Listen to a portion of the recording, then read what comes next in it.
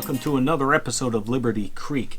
In this episode, I'm going to show the viewers how to take apart, clean, and reassemble a Glock 19. This Glock 19 right here is a third generation Glock. I've had it for about 20 years. I've shot thousands of rounds through it. It is a great weapon.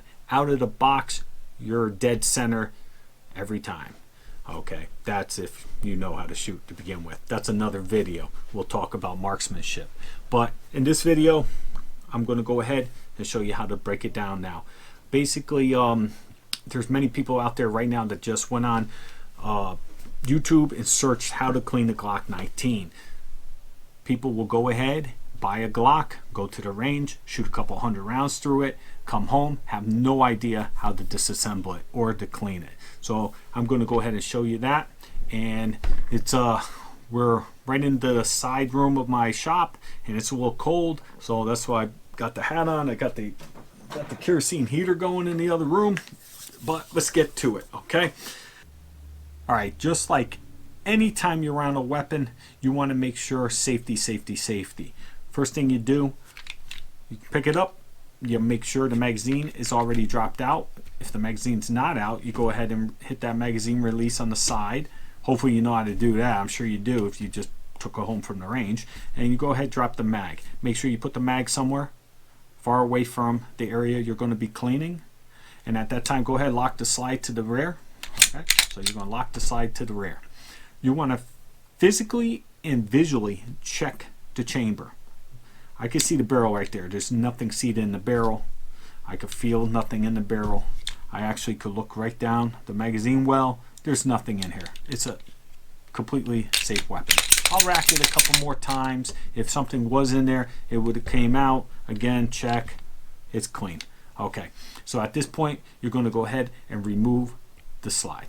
So what I do, how I do that, I pull the trigger back, dry fire the weapon. Then I'm going to just pull the slide back just a little bit.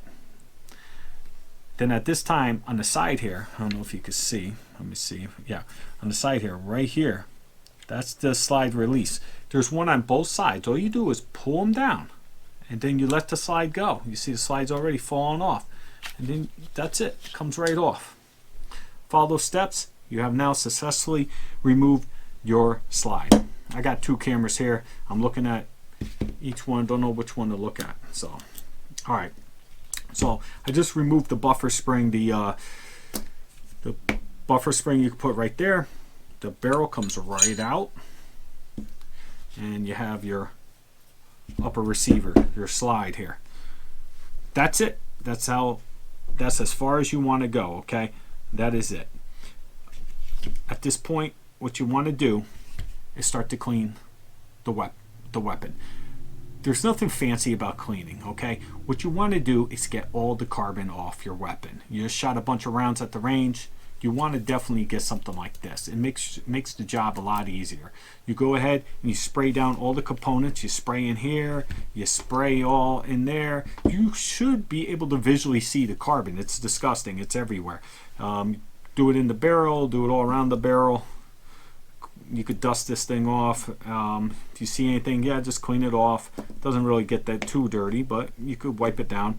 And at that point, you want to go ahead and grab a brush. A brush is a very important part of the cleaning, and then you just start brushing. You'll brush, just everywhere, and you'll see that carbon moving around, loosening up. And at that time, you would grab old t-shirt. Grab an old t-shirt, keep this with all your cleaning stuff, and you're going to go get in there and clean out all that carbon. Okay, clean. You want to keep clean and going over it. Hit it with the brush again until you're hitting those parts and there's nothing coming out on the white t-shirt. Okay, if nothing's coming out, that means you cleaned it very well. And you want to get in all those nooks and crannies. You want to get in there, clean it all up, hit it with that brush. Same thing with the upper slide. You want to get all in there. You want to clean it all up. You keep wiping, make sure there's no carbon on that t-shirt. Now when we do the barrel's a little different. The barrel should come, your weapon should have came with some type of cleaning rod. Usually pistols do. But once you've been doing it for 20 years, as you can see, I'm going to put it right here. That red toolbox I bought from Walmart 20 years ago, and I've been slowly filling it with all types of different caliber to clean different size weapons.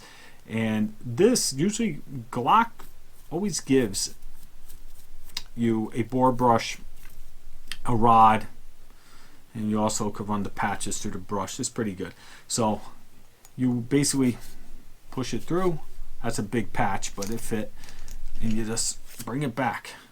You do that several times, and then take off the bore brush, and then you just go ahead and put your patches on. You keep running the patches through, and take a look down the barrel itself. The barrel should be clean, okay? Take a look down there. Let me see if I can get a good shot of it. Right there you go. You see how clean that barrel is? It's good. No problem. Another good spot to hit, you want to hit it with the brush really good, right in here. You want to hit that. Hit it real good. Because over here, this is where stuff could build up. Inspect your weapon too. Make sure it's nice, smooth, clean. Because when the bullets come in to chamber, you want to make sure there's nothing there that may catch. Okay? So you want to make sure you got a nice, smooth lip. Let me see if I can. Let me see if I could demonstrate here. When you got the bullet coming in, you want to make sure it's able to go right in. If you got something you could cause a jam, you don't want that. So at that point, you're done cleaning. Once you scrubbed everything, you wiped it all down, it looks brand new, you're all set. Now it's time to lube. Lubing your weapon's important. Glocks do not need a lot of lube, okay? So don't go crazy. I see it at the range all the time. When I was younger, I remember this one time I went to the range. My buddy had a gun. He said, "Oh, check this out, check this out. Go ahead, I'll let you shoot it. It shoots so great." I grabbed it, went ahead, looked down range. I sent one down range, and I got this big blast of oil all over my glasses, okay? Way too much lube. So basically for a Glock, you want to take, for the lower receiver is very important, get in right here. You want to lube that up. That's part of the trigger. You don't keep this lubed, you're going to end up start getting a gritty trigger. Want to make sure that's clean and lubed back there, all right? Keep it good. All right, so basically that's all I lube on my lower receiver, okay? Anytime you got metal on metal touching or something like that, you want to put some a light piece of lube on there, but that's it for that. Upper receiver, very important. Put a drop, maybe just one drop. Work it back and forth with the lube. They got all different types of lube. The lube costs you $10, $5, $3. Just put the little nozzle in there, work it around. Only very lightly, 1 or 2 drops on both sides, okay? And then right here on a Glock, you want to put one drop, take your finger, move it around, because the barrel, the top of the barrel rides right there. And you got metal on metal. So you want to put a nice thin coat, just a thin coat, nothing crazy. Don't get crazy. And that's it. Do not ever put anything back here. This is where the firing pin is. You don't want to get all the firing pin gunked up. When you put more oil on here, it go ahead. When you got more oil on here, more dust and debris and all types of stuff likes to stick to it. So very light. Now we're talking about the barrel. Barrel, you can go ahead and put a drop here, put it on the teeth. You want to put it on the front of the barrel, just a little drop, just one little. Yeah, and then move around with your finger. You can see where my barrel has been wearing. But like I said, I shot this many times, and it still looks good. Barrel is nice. Put some on the sides over here, wherever you think metal on metal is going to be taking place. It's a little bit, nothing crazy. All right. Now to put the weapon back together, the buffer spring, the spring, no, not necessary at all. If you got dust on it, like I do, because I haven't shot it in 6 months, it's my everyday carry, and it just sits in the holster, and that's it. Definitely want to run it through the compressor once in a while, blow off all the dust, but that's it. You do not need to lube this at all. Now reassembly, you take your upper receiver, put it down, take your barrel, These little grooves, the teeth go up. Forget the name of that. Sit it in. Push it back. It's in. Take your spring. This part goes forward, okay? Got this. This sits on the rear. So, sits right in there. Pop that in there like so. That's it. You're one step away, okay? You want to get the rails right here, okay? You're going to line up the rails. As you can see, it's already lined up. Line up the rails. Comes back. You want to go all the way. Right there. You're locked in. You're good to go. Boom. You have now just successfully disassembled, cleaned your weapon, and reassembled your weapon. All right. Take care of your weapon. They'll take care of you.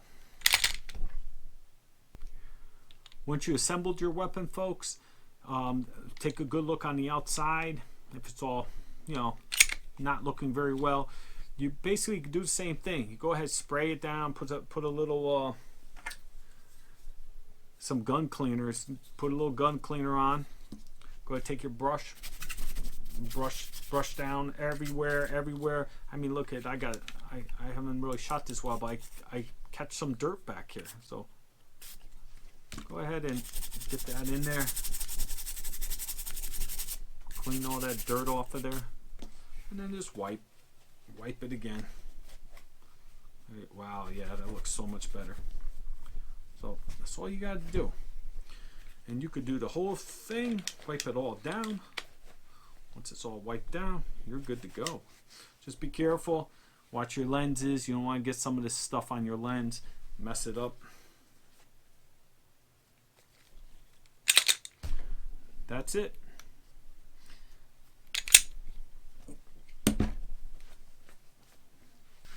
All right, that's the end of this episode, folks. I hope you enjoyed it. If you like it, go ahead, give me the thumbs up. Make sure you hit that subscribe button.